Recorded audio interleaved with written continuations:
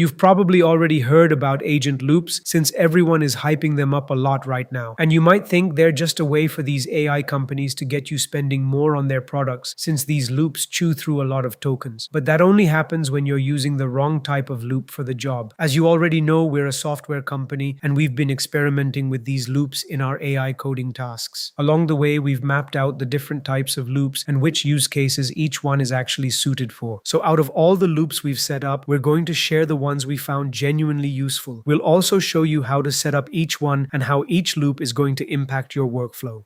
Before we get into the different types of loops, let's quickly recap what loop engineering actually is for those of you who are new here. We won't go deep here, but if you want the full breakdown, we covered it in a previous video on the channel. The core idea of loop engineering is that you stop being the person writing the prompts that drive the agent and you turn it into a system that writes the loop itself. Instead of spending your time setting things up and writing long, carefully structured prompts just to get it to build, you let the agent handle everything on its own. It learns as it goes, grows from the problems it hits along the way, and figures out what it needs to do next. That's what an agent loop really is. In that previous video, we split loops into two types based on the outcome you get: the deterministic loop and the non-deterministic loop. A deterministic loop is the kind where you already know the outcome, so the agent has a solid way to check its own work against it, and it keeps working until it gets there. A non-deterministic loop is the kind where you don't, so there's no solid way for the agent to check its work, which means you need other ways to handle it. But that was a broad split, and we showed just one way to set each of them up. They can be built in a lot of different ways, and each setup changes what you can do.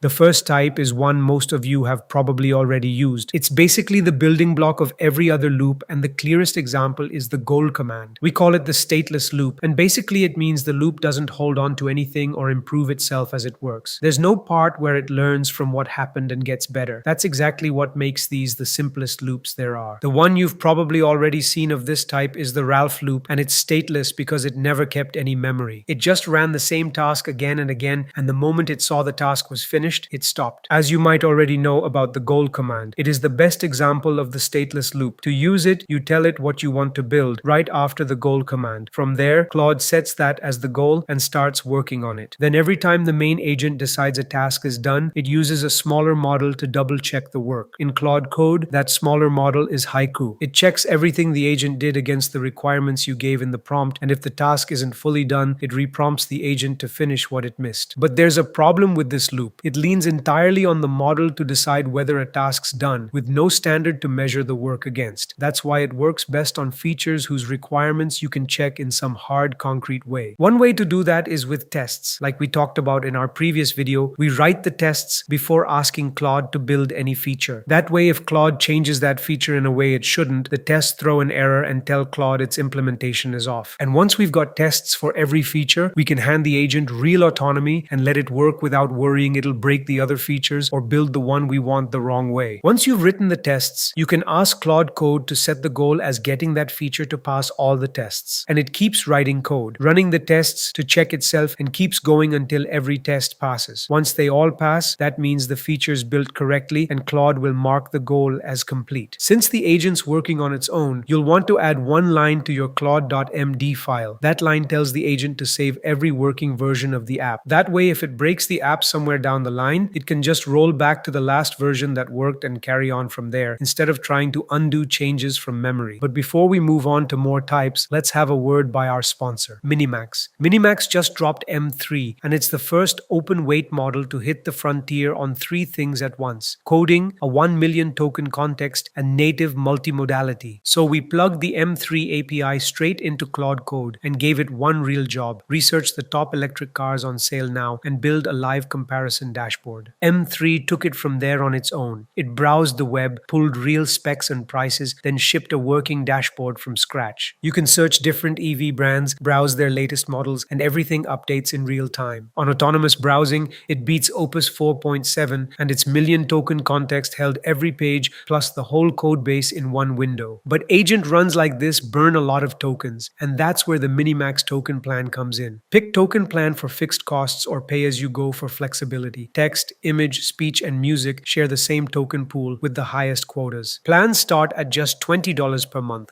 so hit the first link in the description and get an exclusive 12% off.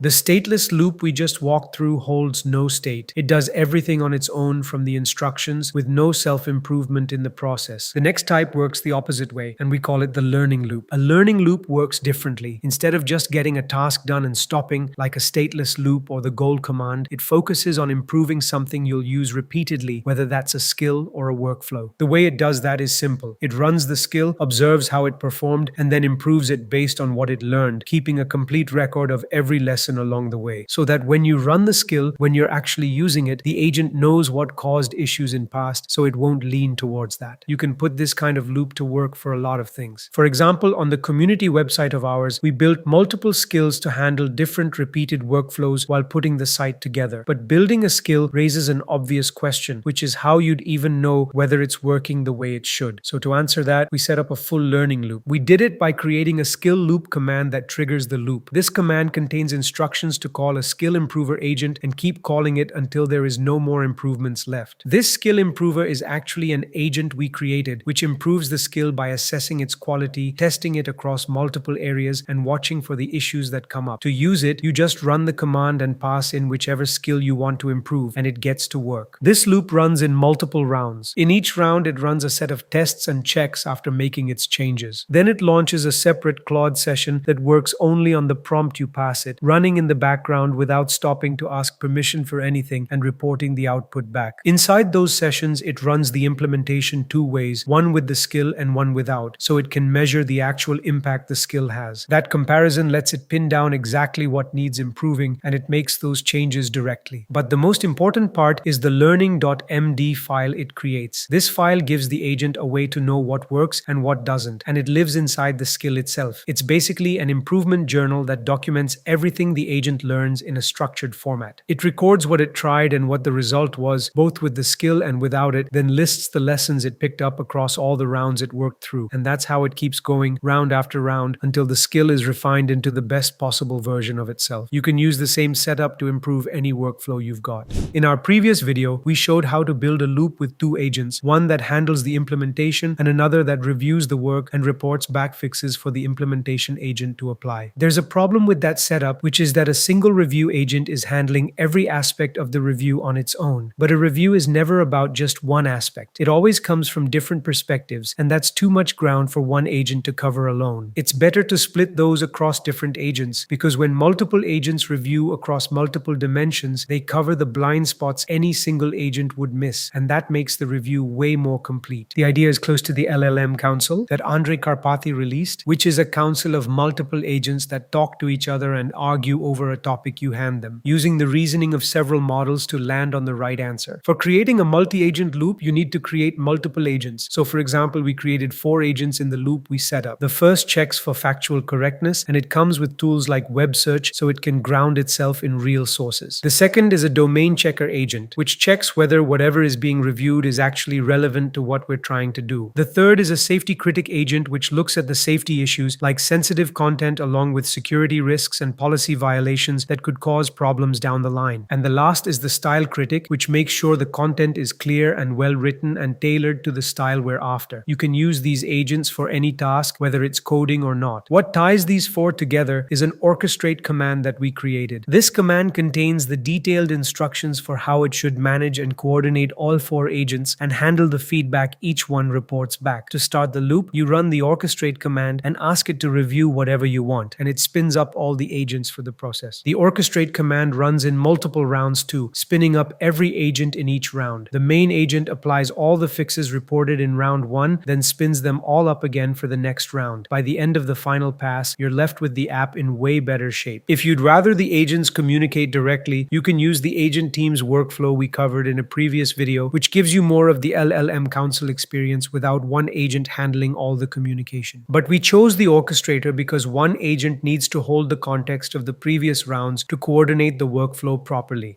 Another type we reach for often is the verification loop. It uses multiple agents as well, where one does the implementing and the other scores that implementation, and the implementer's whole job is to get that score as high as possible against a set metric. To set that up, we created a command that coordinates the entire loop, running the whole review workflow on its own. As you already know that Cursor has thermonuclear review. It's actually a really powerful review skill that checks how clean and healthy the code is so it stays easy to build on later. It audits all of the code and hands back an in-depth review review with non-negotiable standards, so you're guaranteed the highest quality review it can produce. To do that, it runs a dynamic workflow. The review has to span a lot of categories, and a dynamic workflow is the best way to handle that, since it fans the work out across multiple sub-agents that each take on a different aspect at once. Like we mentioned earlier, we created two agents that act as the players in this loop. The first is the implementer, whose job is to read the PRD and then build the required functionality. The second is the thermonuclear code reviewer, and its only job is to hand back a review score. Since all it does is review and score, it doesn't have tools for editing. To trigger it, you run the review loop command. It starts by understanding what the app is meant to build, then kicks off a thermonuclear review for round 1. That first review flags the issues it finds, including a critical one that's stopping the app from even starting. It records the findings in a JSON file and spins up the implementer agent to fix them. The loop keeps going from there, but keep one thing in mind. Because it's reviewing across so many dimensions, it takes a really long time and eats up a lot of tokens, since the dynamic workflow driving it fans the work across a whole set of sub-agents at once. So we wouldn't recommend it unless you've already built the whole app at a larger scale and want it thoroughly reviewed. You can also build this same loop without the dynamic workflow by using a normal reviewer agent, which takes less time and burns through way fewer tokens. And if you're enjoying the video so far, subscribe to the channel and hit the hype button. This small gesture of support goes a long way for us.